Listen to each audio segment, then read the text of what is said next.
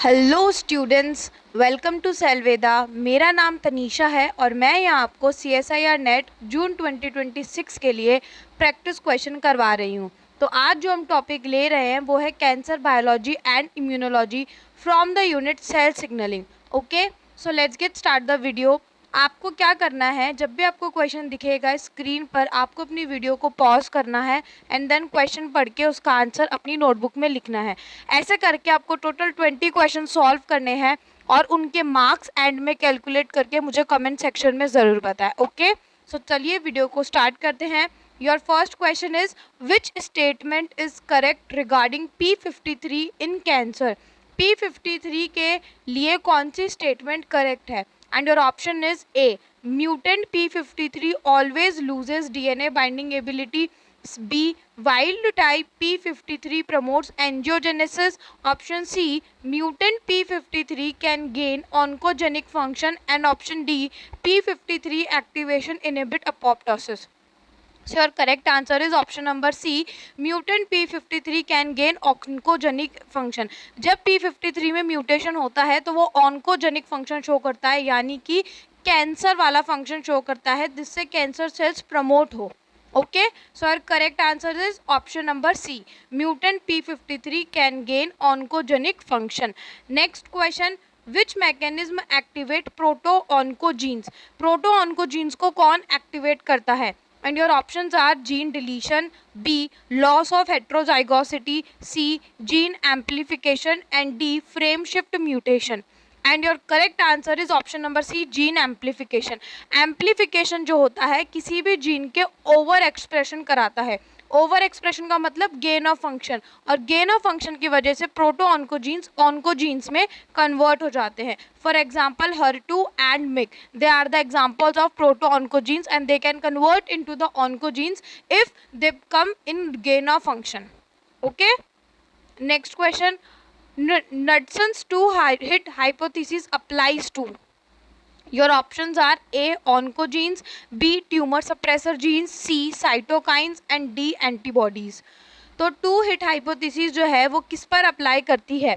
And your correct answer is option number B. Tumour suppressor gene. Tumour suppressor gene जिन्हें अपन TSG कहते हैं, उन्हें 2 बार म्यूटेशन की ज़रूरत होती है to become oncogenic. Okay, tumour suppressor जो जीन्स होते हैं उनमें 2 बार म्यूटेशन की ज़रूरत होती है जीन के अंदर, ताकि ये ऑन्कोजेंस के अंदर कन्वर्ट हो सके, ऑन्कोजीन्स के अंदर कन्वर्ट हो सके, ऑन्कोजेनिक बिहेव कर सके। Okay, so tumour suppressor genes node both alleles knocked out to cause the trouble. Okay, next question. Tumor progression involves. Tumour के प्रोग्रेशन में क्या इन्वॉल्व होगा? So your option is A. reduced mutation, B. increased mutation, C. no change, and D. repair. And your correct answer is option number B. Increased mutation. Tumour progression के अंदर increased mutation involve होगा। जितने ज़्यादा mutation होंगे उतनी ज़्यादा ही tumour की ग्रोथ होगी। Next question, question number 5. Cancer cells prefer glycolysis because. Cancer cell glycolysis को क्यों प्रिफर करती है? And your option is option number A. It produces more ATP. B. It supports biosynthesis. C. It reduces lactate formation. And D. It requires oxygen. And your correct answer is option number B. It supports biosynthesis. Cancer cell के अंदर Warburg effect देखने को मिलता है। अब आप मुझे comment section में बताएंगे कि वॉरबर्ग इफेक्ट क्या होता है। ठीक है, तो उसके अंदर क्या होता है, ग्लाइकोलाइसिस के बाद जब पायरुवेट बनता है तो पायरुवेट ऑक्सीजन की प्रेजेंस होने के बावजूद भी लैक्टेट बनाता है, या फिर ऐसे पाथवे में जाता है जिससे लिपिड और न्यूक्लियोटाइड का सिंथेसिस हो सके। इस पाथवे के इंटरमीडिएट जो होते हैं वो लिपिड और न्यूक्लियोटाइड होते हैं, जो कि कैंसर सेल के फंक्शन के लिए बहुत इंपॉर्टेंट होते हैं। इसलिए कैंसर सेल ग्लाइकोलाइसिस प्रेफर करता है, not because of ATP but because it supports it biosynthesis. Okay, next question, question number 6. Which statement is correct? Your options are option number A. Cancer cells rely exclusively on glycolysis due to defective mitochondria. B. Aerobic glycolysis produce more ATP than oxidative phosphorylation. C.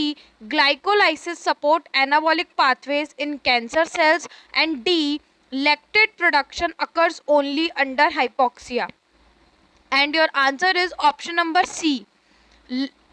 Glycolysis support anabolic pathway in cancer cells.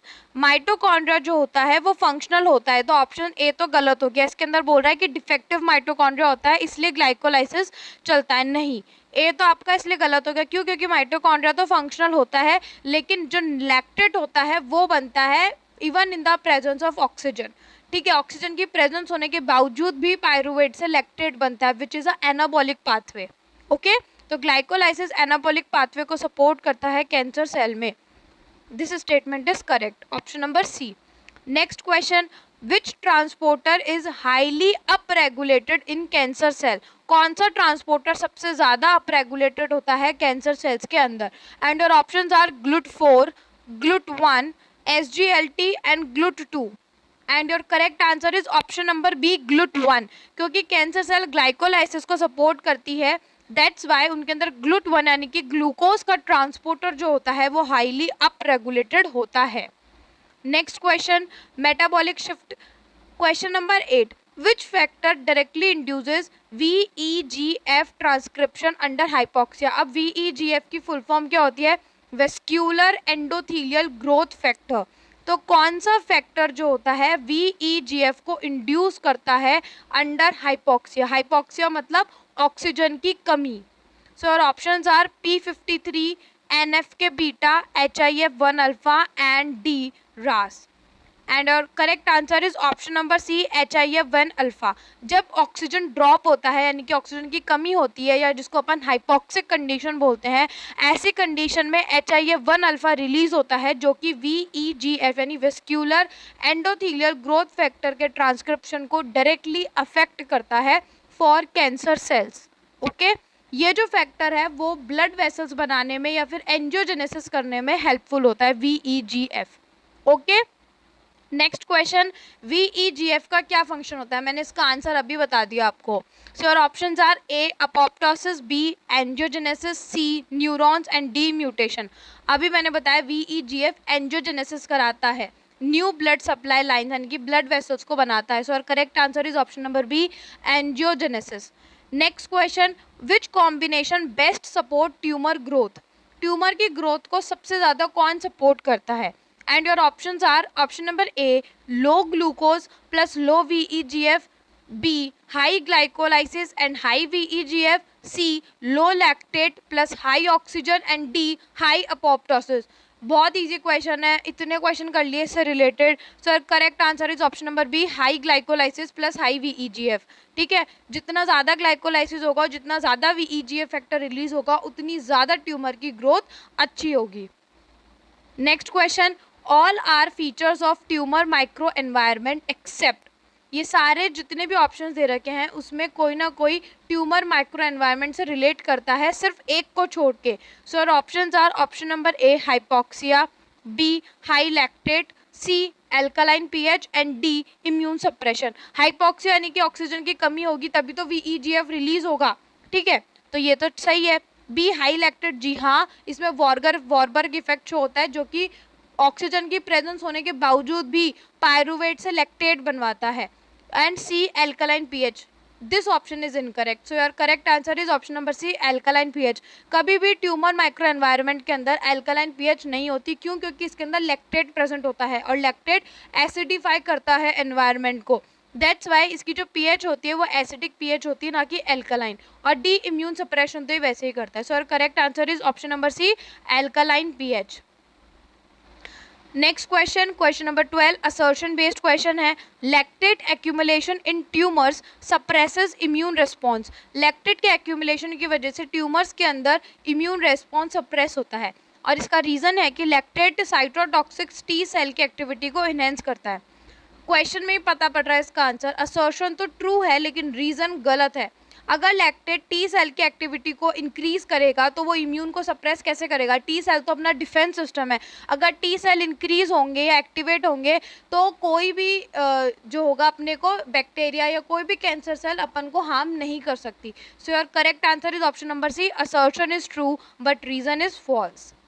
Next question number 13, BCL2 over expression causes. अगर BCL2 का over expression होगा तो क्या होगा? Your options are A increased apoptosis, B. Decreased apoptosis, C. Necrosis, and D. Autophagy. And your correct answer is option number B, decreased apoptosis. जो BCL2 है वो anti अपोप्टोपिक protein है और वो अपोप्टोसिस को इनहिबिट करता है। तो इसके ओवर एक्सप्रेशन यानी कि गेन ऑफ फंक्शन की वजह से अपोप्टोसिस डिक्रीज हो जाएगा। Got it. Next question, question number 14, fast pathway किससे रिलेटेड है? And your options are A. Intrinsic apoptosis, B. Extrinsic apoptosis, C. Necrosis, and D. Autophagy. And your correct answer is option number B, extrinsic apoptosis. Extrinsic apoptosis के अंदर fast ligand और fast receptor पाया जाता है। तो fast pathway किससे related है? Extrinsic apoptosis से। Okay. Next question, question number 15, NK sales किल tumour cells lacking. NK cell जो होती है ट्यूमर सेल को मार देती है। इन ट्यूमर सेल के पास क्या कमी होती है?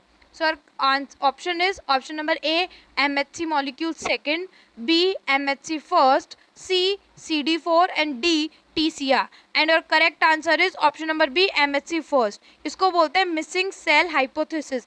जो ट्यूमर सेल होती है उनके पास MHC फर्स्ट मॉलिक्यूल्स नहीं होते, जिससे NK सेल उनको किल कर देती है। जबकि जो अपनी बॉडी की यानी कि जो अपनी सेल्फ सेल है उनके पास MHC फर्स्ट मॉलिक्यूल होता है, जिसकी वजह से वो उन्हें रिकॉग्नाइज कर लेती कि हाँ ये हमारी खुद की सेल है। और जो ट्यूमर सेल है, जो इन्फेक्टेड सेल होगी, उनके पास MHC फर्स्ट मॉलिक्यूल नहीं होगा, तो NK सेल पहचान लेगी कि हाँ ये हमारी सेल नहीं है और वो उसे मार देगी। तो ऐसी सेल जिनके पास MHC फर्स्ट मॉलिक्यूल्स नहीं होते उनको NK सेल मार देती है। Next question, question number 16, BCR diversity due to. जो B सेल रिसेप्टर है उसकी डाइवर्सिटी इतनी ज़्यादा क्यों होती है? Your options are mutation only, B. VDJ recombination, C. translation, and D. replication. And your correct answer is option number B, VDJ recombination. Question number 17, interferon gamma का क्या role है? And your option are A. suppresses immunity, B. activate macrophages, C. inhibit MHC molecules, and D. causes apoptosis only. And your correct answer is option number b, activated macrophages. Interferon gamma जो होते हैं वो macrophages को activate करते हैं for cellular immunity. Okay.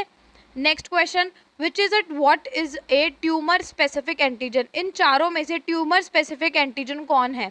So your options are a. Normal self protein, b. Mutated protein, c. Housekeeping protein, and d. Structural protein. भाई normal protein होगा तो वो ट्यूमर एंटीजन तो नहीं हो सकता। सी. हाउसकीपिंग प्रोटीन, ये तो खुद हाउसकीपिंग करता है तो ये कैसे हो सकता है? ये भी नहीं होगा। डी. स्ट्रक्चरल प्रोटीन नहीं। सो और correct answer is option number B, mutated protein. जो भी म्यूटेड प्रोटीन होगा वो ट्यूमर स्पेसिफिक एंटीजन होगा। Next question, and question number 19, memory cells provide. Memory cells क्या प्रोवाइड कराती है? And your options are A. Immediate innate response, B. faster adaptive response, C. no response, and D. mutation. And your correct answer is option number B, faster adaptive response. innate response में memory cell का कोई role नहीं होता, adaptive response में होता है। memory cell तब बनती है जब अपन किसी बीमारी से पहले ऑलरेडी इन्फेक्टेड है तो उस वायरस से रिलेटेड अपनी बॉडी में एंटीबॉडी या मेमोरी सेल्स बन जाती है। ये जो मेमोरी सेल्स होती है अगर वो वायरस अपन को दोबारा इन्फेक्ट करता है तो फटाफट एंटीबॉडी बनाने का काम करती है, तो ये फास्टर अडेप्टिव रिस्पॉन्स देती है। ठीक है। So correct answer is option number B, faster adaptive response. तो मैंने आपको 19 क्वेश्चन सॉल्व कराए हैं। अभी जो 20th क्वेश्चन है ये आपको खुद को सॉल्व करना है और इसका आंसर मुझे कमेंट सेक्शन में ज़रूर बताएं। ओके। ऐसी और वीडियोस देखने के लिए मेरे चैनल को सब्सक्राइब करें, सेल्वेदा बाय तनीषा। और अगर आपको ये वीडियो पसंद आई हो तो please like, comment and share ज़रूर करें। Thank you for watching.